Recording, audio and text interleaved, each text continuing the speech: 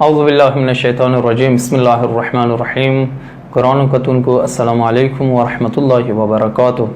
ګرانو کتونکو لکه څنګه تاسو ته پته ده چې تاسو خدمت کې مختلف قسم ته کې پروګرامات وړاندې کوو. نن پروګرام دوه مناسبات واجنه ده. یو مناسبت د عرفه ورځې فضیلت و اعمال دي، دویم مناسبت د مسلم بن عقیل شهادت ده. رسو اول مناسبت عرفه ورځې فضیلت و اعمال امام زین العابدین علیه السلام د عرفه ورځې فضیلت په باره کې یی څه امام زین العابدین علیه السلام یوه ورځې عرفه ورځه وه.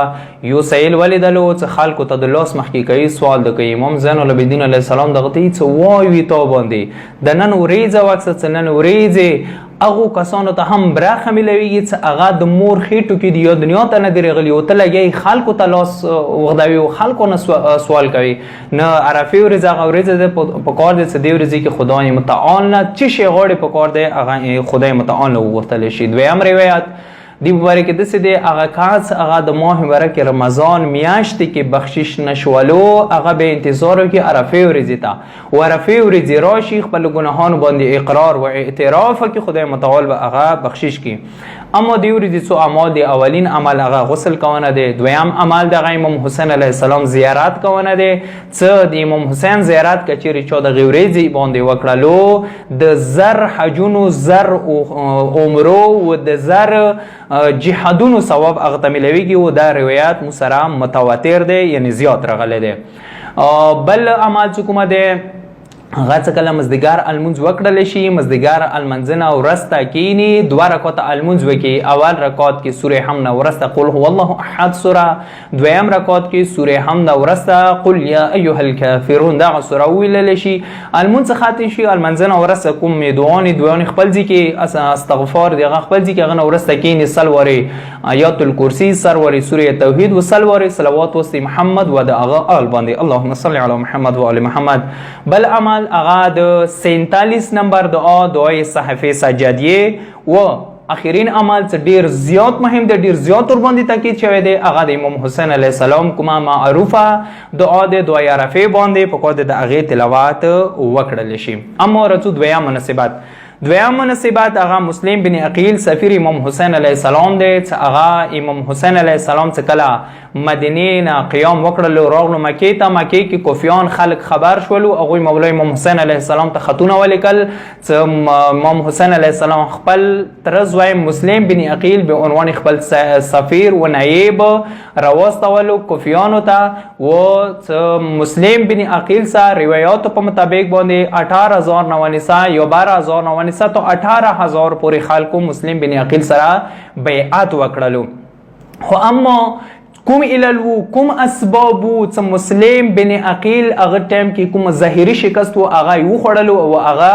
شهید شولو و تک تنها پاتې شو. کوم علل وو اسباب وو که چیرې غواړو دغه علل و اسباب دغو نه ځان خبر کړي نه پکار دی اول د کوفې احوالو نه هم ځان خبر کړي چې کوفې کې څه خلته خلک پته کېدل. د کوفې موقعیت که چیرې وکسي کوفې هم هغه شهر دی چې 17 هجري کې د دې تاسیس د دې بنا کېږدولی شوه. هغه نه ورسته چې کومه دی دغه هم د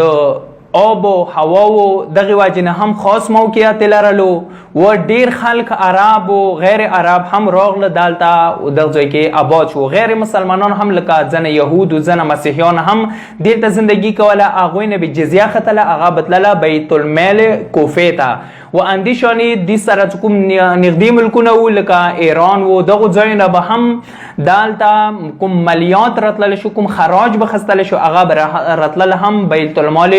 کوفې ته. غنایم جنگی به هم راتلل بیت المال کوفې و بصرې ته. نه کوفې از حیث موقعیت و مال و منال لحاظه مال نه ډاک شهر و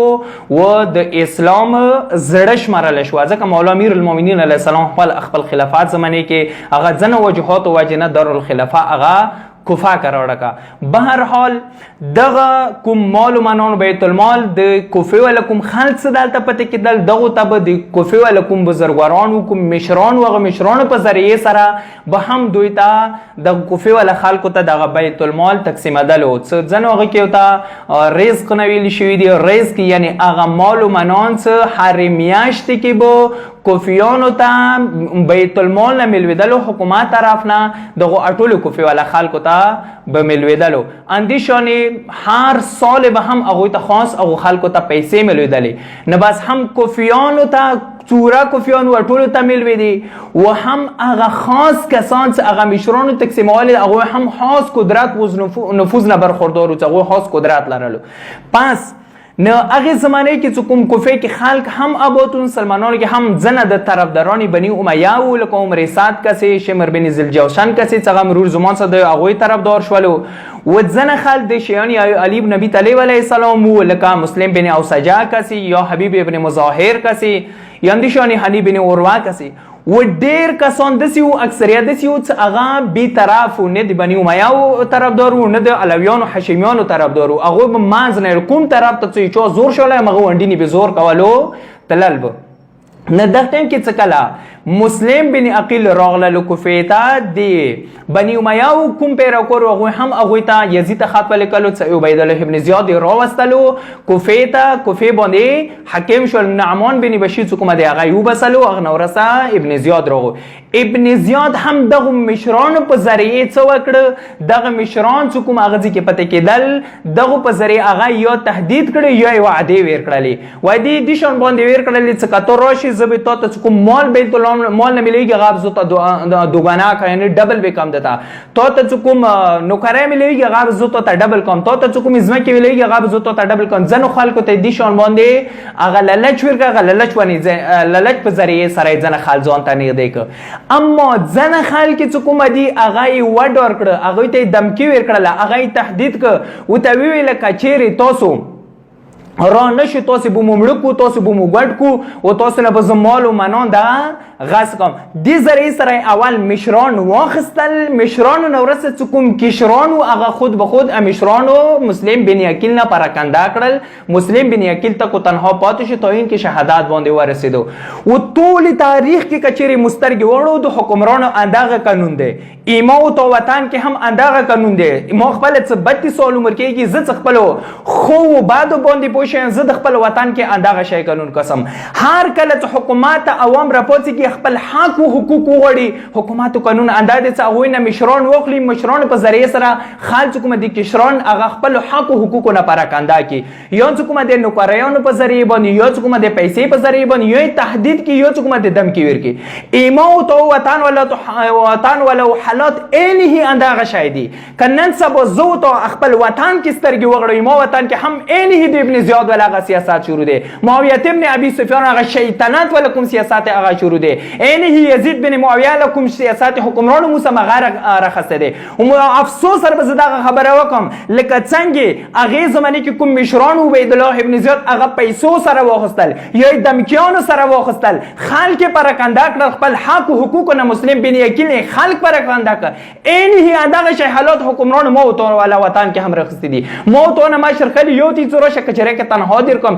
یو ته روش پلکای د تمرزا لګوم یو ته څه زبط تاسو مکه دیر کوم یو به مال دیر کوم یو به مالون دیر کوم خدای د 500 روپے ملکی وې ځنه ته 500 روپے ملک به دیر کوم و دغه خان څخه کله حکومت واخلي هغه نورسته ته څه وشه اوس به تاسو د سیو کو ته ځوانان به پراکنده کوي چونی با پایوري کارت کوي چوته وې څه تو باندې پایور کارت شه د خبردار ونه خو چې کو خو چې حکومت ظالم دی جیل ته بده وچوي ځنو خلکو ته یو حکومت ظالم دی مړ بده کی څونه خبردار خلې بانکا لکه څنګه مسلم بن عقیل په باره کې څه ویل څه شام نه یو غټ لخر روان دي او خلکو کچېری هغه نه کوئی توري و خپل غلاف کې نه کو خونو ته نه نوزوي هغه نو رسه بچو کې هغه لخر روان دي تاسو مړ کوي انه همت او تاسو سره هم هغه قانون کوي حکومت ظالم دی فوجي حکومت خبردار څونه مړ بده کی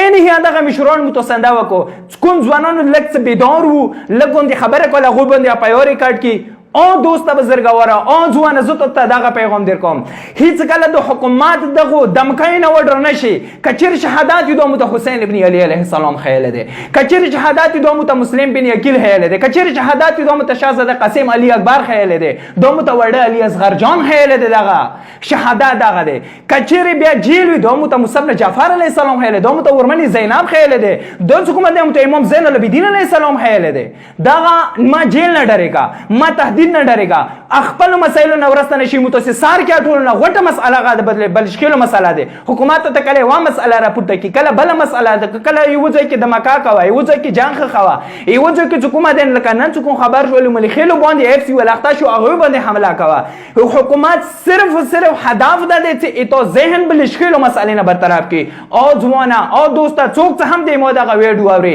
بیدار وسه همیشه د پر پکور د بیدار حکومت او مشر دونه غلي میدان کې وسه واخر دعوانا ان الحمد لله رب العالمين.